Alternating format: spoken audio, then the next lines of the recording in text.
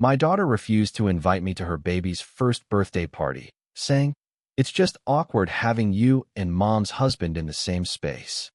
This was after I had already prepaid for the entire event. Venue, decor, even the custom cake.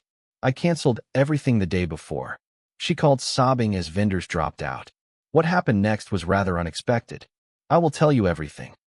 First, if you enjoy stories like this, you want to be part of the 10% of our viewers who click on the like button.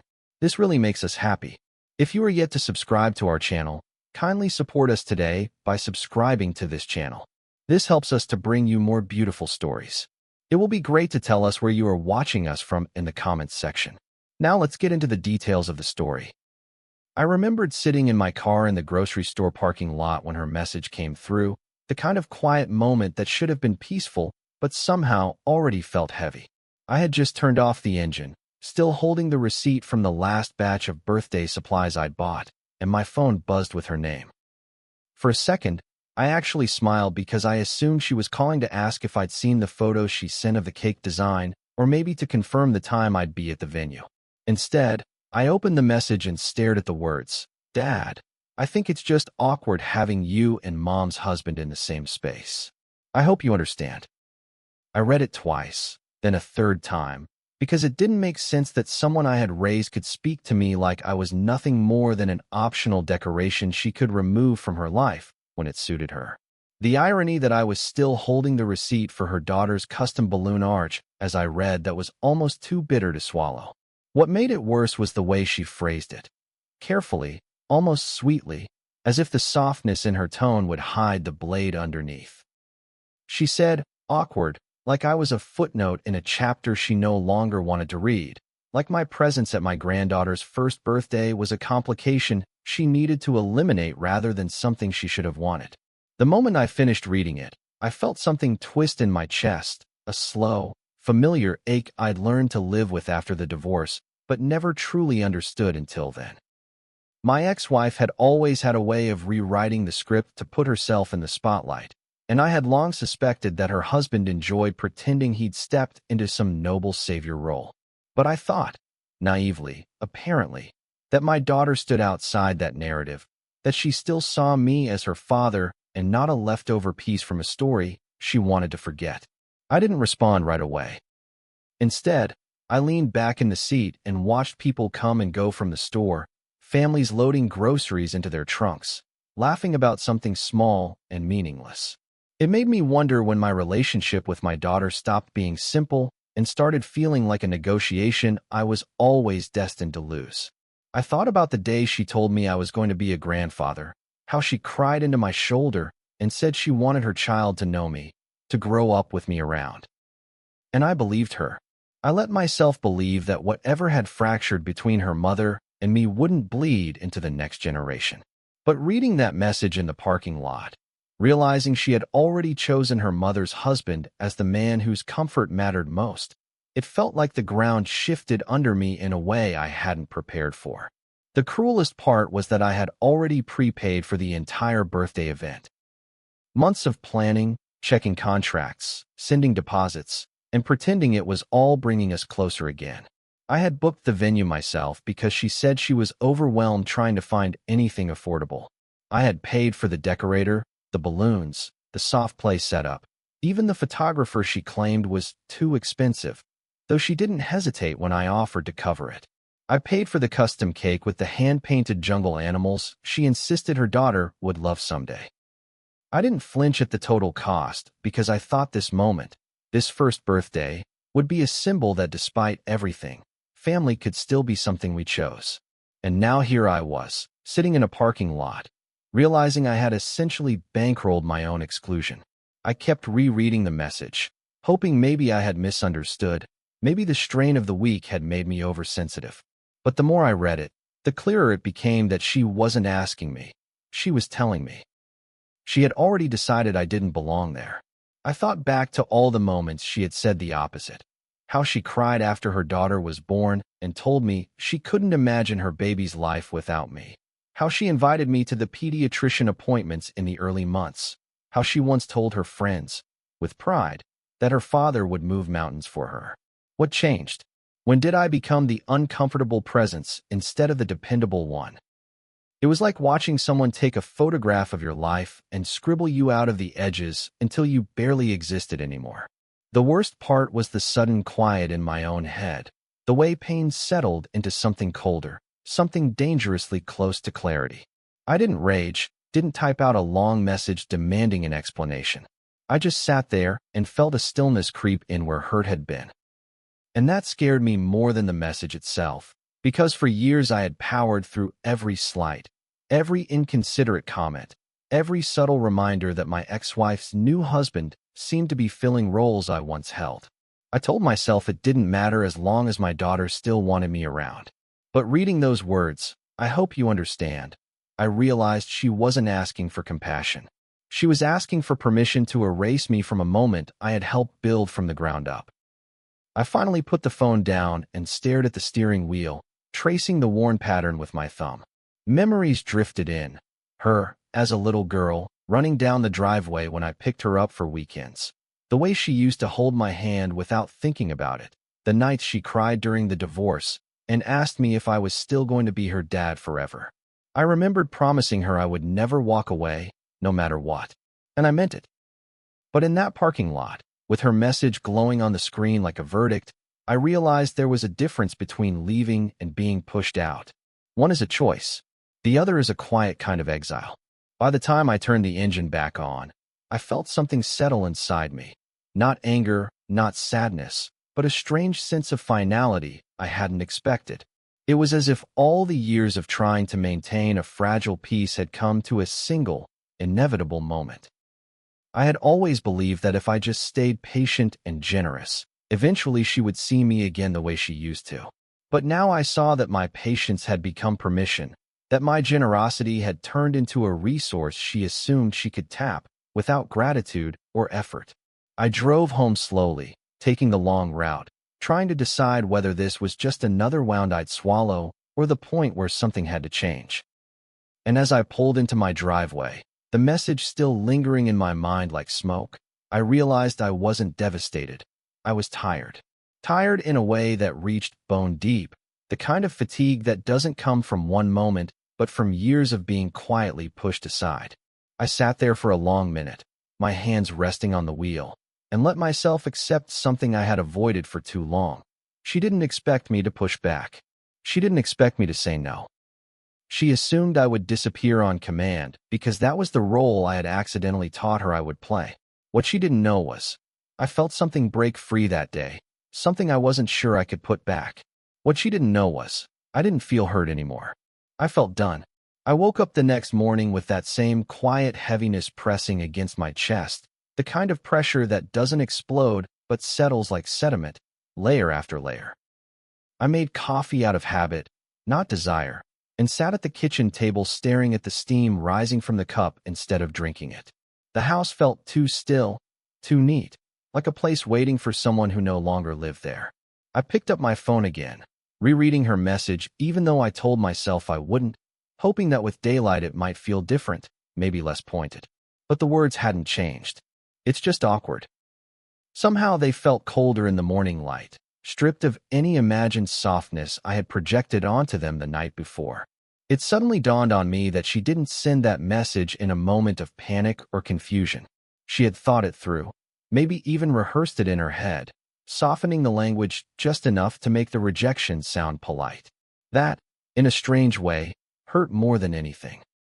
I tried to tell myself I was overreacting, that maybe I should just talk to her, give her a chance to explain what she really meant. So I typed a short message asking, why would it be awkward? I paid for everything, and I thought we were doing this together. I stared at the screen for a full minute before pressing send, feeling that familiar conflict between wanting to stand up for myself and wanting to avoid another fight that would leave me questioning whether I was the unreasonable one. When her reply finally came, it felt like ice water. Dad, it's not personal. It's just that Mom and her husband are helping host too, and I don't want tension. Please don't make this harder. The way she said, don't make this harder, felt like a slap. As if my existence was the problem. As if the tension she feared was my responsibility alone. I realized she wasn't trying to spare my feelings.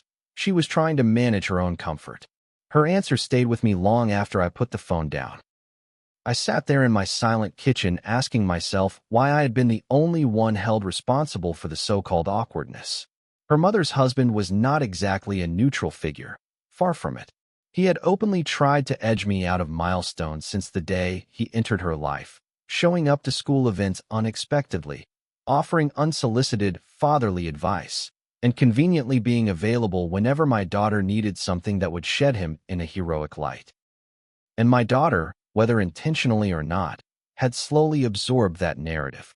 I used to think she didn't notice the subtle digs, the way he inserted himself into stories of her childhood he hadn't lived. But perhaps she had simply learned to accept it as truth. That realization dug into me deeper than anything she had said directly. Later that afternoon, I called my brother Mark because he had always been the one person who could point out the things I tried too hard not to see. When he picked up and heard the strain in my voice, he didn't even bother with small talk. He just asked, "What happened now?" I explained everything. The message, her tone, her assumption that I would simply step aside without protest. Mark listened without interrupting, which somehow made the silence heavier. When I finished, he let out a slow exhale and said, "She's been doing this for years, man. You just didn't want to admit it." At first, I wanted to argue, to say he was exaggerating or misreading her intentions. But the truth was I had seen the signs, the diminishing invitations, the way decisions were made without me, the subtle but consistent elevation of her mother's husband as the active father figure. Hearing Mark say it out loud forced me to confront what I had been avoiding. Mark didn't sugarcoat anything. He said, "She knows you've never pushed back. She counts on that. You're the safe one to disappoint." That sentence hit me harder than my daughter's message did. I knew he wasn't trying to be cruel. He was trying to shake me awake. Over the years, I had mistaken silence for peace, generosity for closeness, and tolerance for strength. I had convinced myself that by absorbing the tension, I was protecting her from choosing sides. But she had chosen anyway, just not the way I hoped. As Mark talked, something inside me unraveled and rewove itself into something sturdier. Maybe it was anger, maybe disappointment, maybe a strange mix of understanding and finality. But for the first time, I let myself consider that her behavior wasn't accidental. It was learned, practiced, and maybe even expected. After hanging up with Mark, I found myself pacing through the house, each step stirring memories I had tried not to dwell on. I remembered birthdays where I stood quietly at the edge of the room while her mother's husband made strange jokes about finally having a real dad around. I remembered holidays where my daughter asked him for advice about things she used to come to me for. I remembered how she once posted a Father's Day tribute online, thanking him for being the steady male presence she needed growing up, a line that almost physically hurt to read, even though she called me afterward claiming she didn't mean it like that. Looking back now, it felt like each moment had been a breadcrumb leading to this. Her deciding I was the expendable parent, the one whose absence would cause the least discomfort in her curated version of family harmony. As evening settled in, I sat on the couch staring at the blank television screen, not sure whether I was more sad or simply numb. The house felt too quiet again, as if waiting for me to acknowledge the truth I had tiptoed around for too long. The day had stretched itself thin, filled with the echo of conversations I didn't want to have and realizations I didn't want to accept. My daughter had made her choice, and she did so without hesitation, without guilt, and without considering everything I had done to support this event she now wanted me excluded from. That clarity, as painful as it was, also felt strangely necessary. I could no longer pretend I was imagining things or being overly sensitive. She had spoken plainly, and I heard her. The question now was what I would do with that truth. And that was the moment I realized. She didn't expect me to stand up for myself. I spent the next morning moving slowly through my house, almost as if any sudden movement might break whatever fragile balance I had left inside me. The message from my daughter hovered in my mind like background noise I couldn't turn off, no matter how many distractions I tried to create. I washed dishes that were already clean, reorganized paperwork I had organized just the week before, and wandered into rooms without remembering why I had gone into them. At one point, I stood in the doorway of my office and looked around at the framed certificates of her childhood achievements, spelling bee ribbons, soccer trophies, the art contest she won in 3rd grade. I had kept every one of them. They weren't there out of sentimentality alone, but because they reminded me of a version of her who once looked at me like I was solid ground.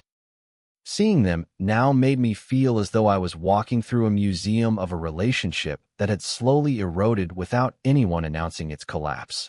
Eventually, I sat down at my desk, and for reasons I didn't fully understand at first, I opened the folder where I had stored all the receipts and confirmations for her daughter's 1st birthday. I pulled them out one by one, laying them across the surface like puzzle pieces from a life I thought we were still building together. There was the venue contract I had signed months earlier, agreeing to a package that included decorations, seating, music, and even a small area for kids to play. I remembered how excited I had been when the manager told me the date was still available, imagining the pride on my daughter's face when she saw everything set up. Then there was the invoice from the decorator who specialized in these elaborate balloon cascades my daughter loved. Arches that twisted into shapes, clusters that matched themes, the kind of thing people took photos of as soon as they walked in.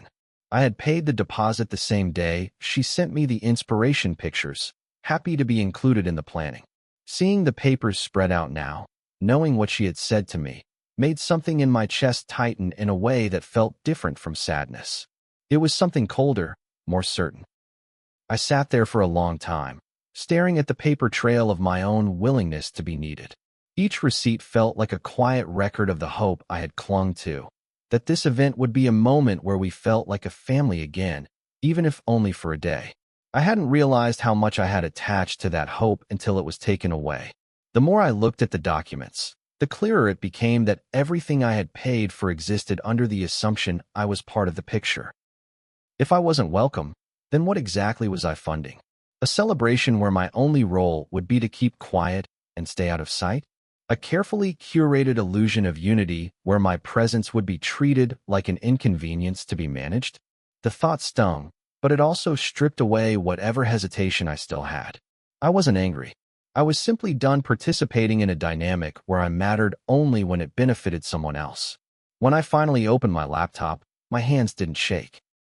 I moved with a calm certainty I hadn't felt in years, the kind that settles in only after exhaustion gives way to clarity. I started with the venue. The email was short, almost clinical. I need to cancel the booking for the event scheduled on Saturday. Please confirm the refund process as per our agreement. I didn't explain why. I didn't justify my choice. I just pressed send and sat back in my chair, listening to the quiet whistle of my own breath. Next, I emailed the decorator, who replied within minutes with a polite but surprised message asking if everything was all right. I simply wrote back, change of plans. Please cancel. Then I moved on to the soft play company, the photographer, the cake shop. Each cancellation delivered with the same steady tone, each confirmation of cancellation landing in my inbox like another boundary I had finally learned how to draw. What surprised me most was how each sent email made me feel a little lighter, as if I were closing tabs in my mind that had been left open far too long. It wasn't revenge.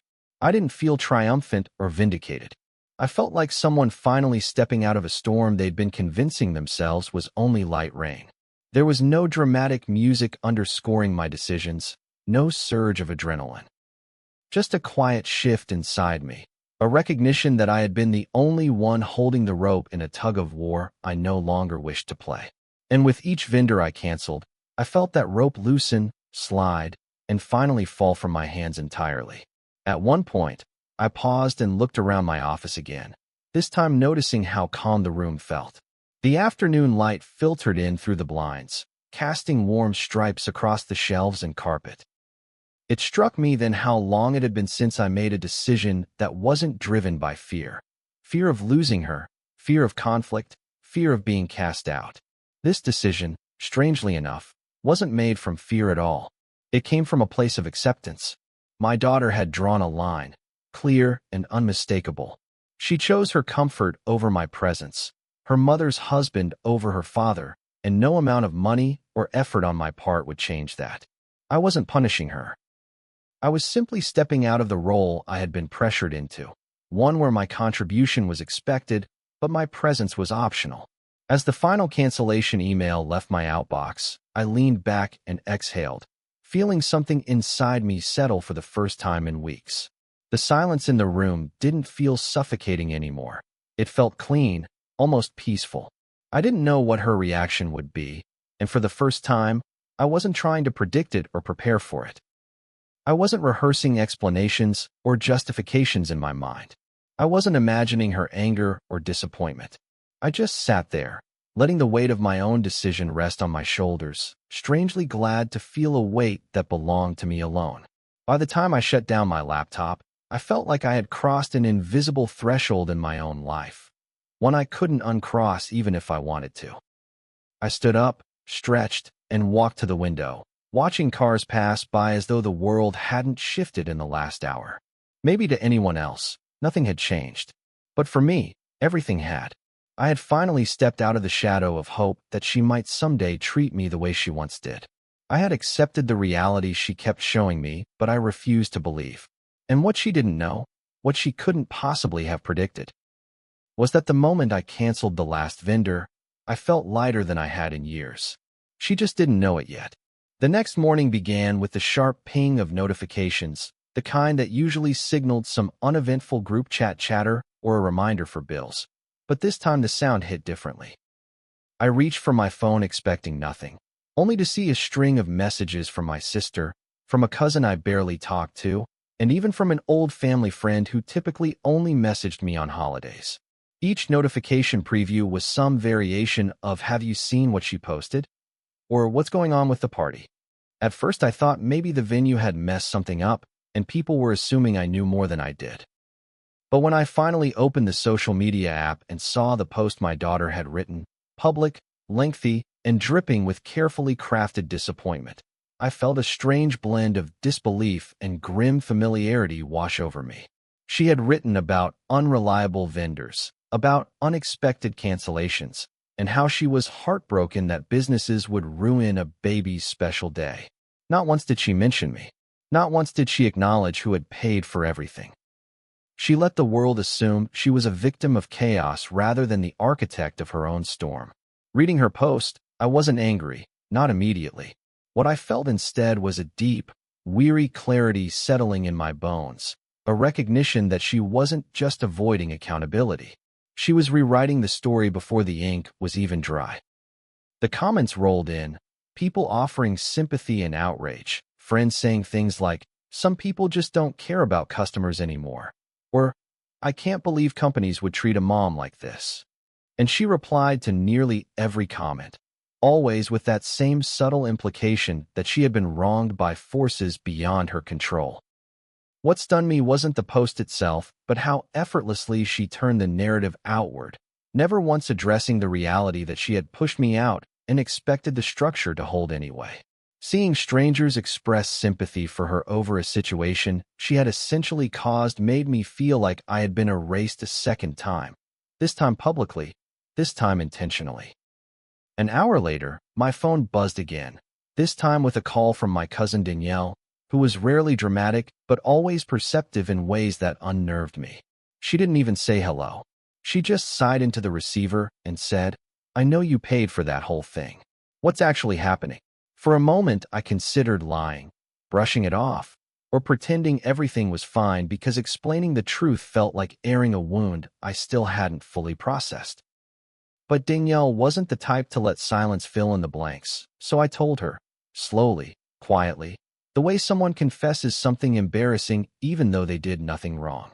I told her about the message my daughter sent, how she said it would be awkward if I were there. I told her how I canceled the vendors because I refused to bankroll an event I wasn't welcome at. There was a long pause on the other end of the line, and when Danielle finally spoke, her voice carried a mix of anger and sadness. "You know," she said, "she's been telling people for months that you've been distant, that you don't really show up unless it benefits you." I didn't believe it. Honestly, I thought it was just leftover resentment from the divorce. But now I see what she's doing. Hearing those words felt like the floor dropping out beneath me, not because they surprised me, but because they confirmed a suspicion I had never wanted to entertain. I had sensed something shifting in the past year. Fewer invitations, shorter conversations, updates delivered secondhand instead of directly. I told myself it was just adulthood, just the normal drift between parent and child when life became busy. But now I was being forced to confront the possibility that she had been painting a version of me to others that didn't match who I was or how I showed up. Danielle continued, telling me she'd heard my daughter mention more than once that her mother's husband had stepped up in ways I never did, that he was the stability she always needed. Hearing that secondhand, from someone who had no reason to lie, felt like a punch I hadn't seen coming. I had never pretended to be perfect, but I had always been present, even when it cost me time, money, pride, or sleep. Yet somehow, she had crafted a narrative where my presence was inconsistent, optional, even negligent. After I hung up, I sat in my living room staring at nothing, letting the layers of betrayal settle slowly, one heavy truth at a time. The house around me felt different, hollower, quieter, almost like it was absorbing the realization alongside me. My daughter wasn't just excluding me from a party. She was actively reshaping how people saw me, constructing a version of events where I was an unreliable figure whose absence was expected rather than painful. That knowledge burrowed deep, stirring memories of smaller slights I had brushed aside. The time she forgot to mention she'd moved apartments until weeks later, the photos she posted of family gatherings where I hadn't been invited, the way she sometimes referred to her mother's husband simply as Dad in casual conversation before catching herself and correcting it half-heartedly. Each moment had seemed harmless on its own, but together they formed a pattern I had been too hopeful to acknowledge. By late afternoon, more messages trickled in. Friends asking what happened, family members forwarding screenshots of her post, even one of the vendors reaching out privately to ask if everything was okay because my daughter had contacted them angrily demanding answers. What amazed me most was how none of the vendors blamed me. They understood my cancellations as part of business. They'd seen Messier situations. But the tone my daughter had used with them, from what I could gather, was sharp and dramatic, almost accusing, as if they had collectively plotted to sabotage her. It struck me then. She hadn't learned accountability from her mother. She had learned performance. She knew how to frame herself as the wounded party, how to direct attention away from her own decisions, how to paint the world as a series of injustices aimed specifically at her. And I, unintentionally, had enabled that pattern by absorbing every slight quietly, without pushing back. Silence, I realized, teaches people how to treat you just as loudly as words do. I walked into the kitchen and poured myself a glass of water, though I didn't drink it. I just held it in my hands, staring at the surface as if answers might rise to the top. Each new revelation felt like someone adjusting the lighting in a room I thought I knew, exposing cracks I had convinced myself weren't there. I wasn't angry about the attempted blame shifting, not really. What hurt was understanding that she had so little faith in who I was that she believed others would readily accept a version of me that didn't match reality. And maybe they would. Maybe some already had. That was a different kind of loss altogether, one no cancellation email could undo. So while she blamed strangers and vendors and imagined enemies, she had no idea the storm was of her own making, and I wasn't stepping in to save her this time. She had no idea the real fallout hadn't even reached her yet. By the time the first frantic call came in, I was sitting at the dining table, staring at a bowl of cereal I had poured an hour earlier and never touched.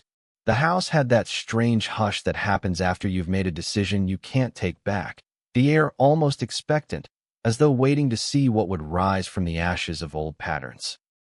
My phone buzzed once, twice, then repeatedly, each vibration a little more urgent, as if my daughter believed she could summon me into the chaos she had created simply by insisting loudly enough. When I finally picked up, her voice exploded through the speaker, high and panicked, layering frustration over a kind of fear she clearly didn't know how to hide. "Dad, everything is falling apart. Why didn't you tell me the vendors were canceling? The venue isn't answering me. The decorator says the order is gone, and the cake place said something about a refund request. What is happening?" Her words came so fast they tangled together, and for a moment I wasn't sure where to place my sympathy. On the confused mother scrambling to save her child's party, or on the adult woman who had chosen to cut me out and now expected me to clean up the mess. I let her finish because I knew interrupting her would only feed the fire she was already stoking. When she finally paused to breathe, I said, as calmly as I could manage, I canceled everything. The silence that followed felt heavy, electric, like the moment before lightning touches down. Then she erupted, accusations, disbelief, even a barked laugh that didn't sound like humor at all. You what? Why would you do that? Are you trying to ruin this for me? For your granddaughter? She said, your granddaughter, as if it were a weapon, as if invoking the child's existence should shame me back into compliance. I felt something inside me harden then, not out of anger, but out of a long overdue understanding of how she had learned to twist emotional weight to get what she wanted. I repeated myself slowly. You told me I wasn't welcome, so I stepped out. This is what stepping out looks like. For a moment, she didn't respond, and I could almost hear her recalibrating, searching for the right angle to pull me back into the role she needed. The dependable father who would absorb blame, the man who would rather take a hit than let her suffer discomfort. But instead of softening, she escalated. I didn't tell you not to come, she snapped, her voice rising. I said it would be awkward. I thought you understood that Mom's husband deserves respect. He's been the real father figure for me for years, and I didn't want you making it weird. That sentence, every part of it, landed like a blow I hadn't braced for.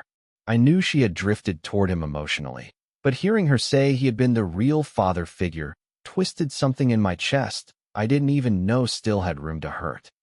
It felt like she had taken decades of memories, of sacrifices, of the small moments that built our bond, and handed them to a man who hadn't been there for any of it.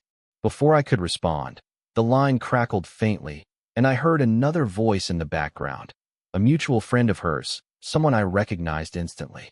She must have been on speaker without realizing it. The friend whispered, "You told everyone he didn't really help with anything. How is this happening?" My daughter hissed something back, too low to catch, but it didn't matter. That single overheard question gave me all the confirmation I needed. My daughter hadn't just minimized my involvement. She had rewritten the entire narrative for her circle, painting herself as the resilient daughter with the disinterested father. The friend continued softly. Didn't you say he only gave a little money? Why would he have the power to cancel all the vendors? That was the moment my daughter realized the speakerphone was on. I heard a quick shuffle, a muffled curse, and then her voice returned, sharper than before. Don't listen to that. She doesn't know what she's talking about. But I did know. I knew exactly what was happening. I wasn't just being excluded. I was being misrepresented. She had told a story in which I was an inconsistent parent, someone who drifted in and out, someone whose financial contributions were minor gestures rather than the backbone of her plans. And hearing her friend expose that lie unintentionally shook something loose in me, a truth I had refused to fully accept. My daughter didn't just treat me as optional. She had convinced others I was irrelevant. My throat tightened, but not with tears, with clarity. The version of me she had circulated was easier for her than acknowledging the real man who had shown up time and time again. It was easier to rewrite me than reckon with the parts of herself that took advantage of my kindness. She must have sensed that something shifted in me because her tone changed, suddenly desperate, layers of fear breaking through the irritation. "Dad, please," she said, her voice cracking for the first time. "Just fix it. Call them back. Tell them it was a mistake. I can't have my daughter's first birthday ruined because you got emotional." The word emotional stung because it was the very accusation she had weaponized against me for years, the suggestion that my reactions were irrational, while hers were reasonable responses to circumstances she always framed as beyond her control. I took a slow breath, realizing that this was the moment I had always avoided. A moment where I had to decide whether to continue enabling her or finally show her what a boundary looked like. "I'm not fixing it," I said quietly. "I'm not paying for an event I'm not welcome at. And I'm not rescuing you from a situation you created." The silence that followed was different this time. Not explosive, not frantic. Heavy, like she finally understood that I wasn't bluffing. It was the kind of silence that reveals more than words ever could. When she spoke again, her voice was low, almost strained. So that's it. You're just done? You're going to let your granddaughter down? I shook my head, even though she couldn't see it. No, I said. I'm letting you take responsibility. She will grow up and one day learn who showed up and who didn't. For a moment, I thought she might apologize, or at least soften. But instead she said something that cemented everything I hadn't yet admitted out loud. You're acting like a child. Mom's husband would never do this. He actually cares. And that, right there, was the moment my last thread of restraint snapped clean. Not out of rage, but out of pure, exhausted understanding. She didn't see me anymore. Not the real me. Not the father who had been there every step of her life. She saw a version constructed from resentment, assumptions, and the influence of people who benefited from minimizing my role.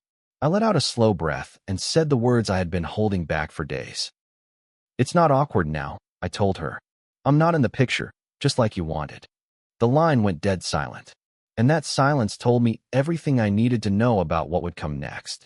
When the call ended and the silence finally settled around me, it felt almost surreal, like I was standing in a room where all the noise of the past few years had finally gone still.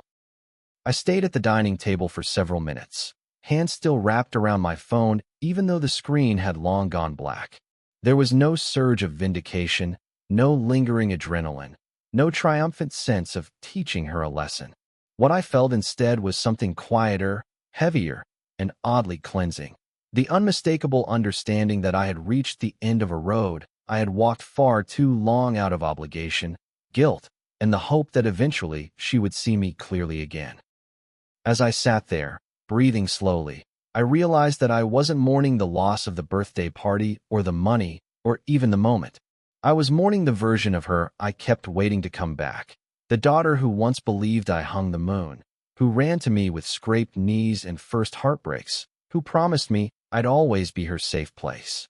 That version was gone, and I had been pretending otherwise for years. I stood up and wandered into the living room, the soft thud of my footsteps echoing in the quiet house. Sunlight filtered in through the blinds, painting pale stripes across the furniture, and I found myself lowering onto the couch as though my body had reached its limit. I let my head fall back and stared at the ceiling, the weight of everything pressing down with a kind of finality I couldn't ignore. Scenes from the past few months replayed in my mind.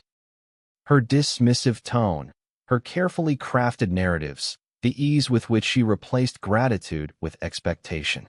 I thought about the years I had spent bending myself into shapes meant to minimize conflict, hoping that peace would eventually soften her resentment.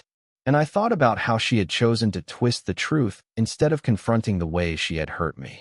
The truth was, she didn't just exclude me from the party.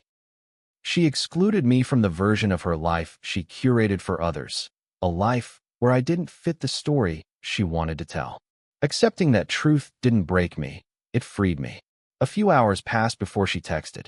The tone had shifted again, landing somewhere between pleading and accusatory, as though she hadn't yet decided which version of herself she wanted me to respond to. Dad, please answer. I don't know what to do. People are asking questions. This is humiliating. I stared at the message, not out of anger, but out of the eerie calm that comes when you've already decided not to step back into a role that has only drained you. She wasn't asking because she understood. She was asking because she wanted me to fix the optics, to protect her from the consequences of her own choices. For years, I had done exactly that. Shielded her, handled things quietly, made sure she never faced the messes she created. But now, I finally saw how much I had enabled by doing so. So instead of cushioning her from reality, I told her the truth. You need to tell the truth. You pushed me out. You expected me to pay anyway. I won't lie for you anymore. I hit send and watched the message deliver, feeling something inside me settle like a stone dropping to the bottom of a pond. Her reply came fast, sharp, and furious.